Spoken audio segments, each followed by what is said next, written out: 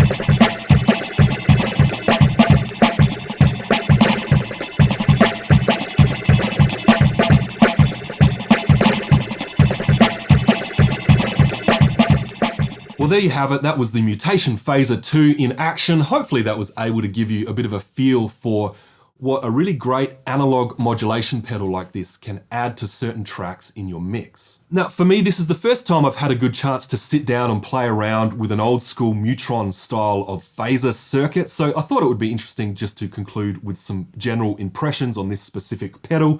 First of all, for those of us who are used to a simpler single knob phase 90 style of pedal, you'll notice something like this is much more versatile. When we crank that feedback knob, we almost take the phasor sound into more auto wah type territory. When we crank the depth knob, we can get that phasor to sound almost a little more reminiscent of something like a univibe pedal. And when we crank the rate knob, it takes this pedal from being a phasor into almost ring mod territory. It's really interesting. As you saw there, for all of those sound examples, I wasn't really cranking this above 12 o'clock just because of how intense this effect can get, which of course might be exactly what you're looking for. As for the design of this pedal, clearly this thing is massive. It's built like a tank. Understandably, the size of this pedal might be a bit of a concern if you're thinking about pedal board real estate. But keep in mind, compared to the original Neutron style of phasor, believe it or not, this thing is about half the size of the original. So at least by late 1970s standards, this could almost be considered a mini pedal, if it helps to think of it that way. Personally, for me, I really like the size and aesthetic they've gone for on this pedal, particularly in the context of what we're looking at today. I love that this pedal feels less like a guitar pedal and more like a small retro piece of studio equipment. It definitely doesn't change the sound of it at all, but it certainly makes it more fun to use. Anyway, hopefully you found this video somewhat interesting and or helpful. That was my look at using modulation pedals as analog outboard effects featuring the brand new Mutation Phasor 2 by Warm Audio. Well, a big thanks once again for sticking around to the end of the video. As I mentioned at the start, this pedal was sent to me to check out and to feature in some video content, but this was not a paid promotion or a sponsored advertisement. No money has changed hands. All thoughts and opinions are entirely my own as always. If you are interested to find out some more information on the Mutation Phasor 2, I'll certainly leave some links in the description. If you liked this video and you'd like to see more content like this, then please consider subscribing to the channel to be notified of future uploads. And finally, before you go, I warmly invite you to head over to the website guitariq.com to check out some of the books and learning resources we have waiting for you over there, covering everything from fretboard memorization to chord theory to warm-ups and workouts to technique fundamentals and a whole lot more. That is guitariq.com. Well, that's it from me. Thanks for watching, and I'll see you in the next video.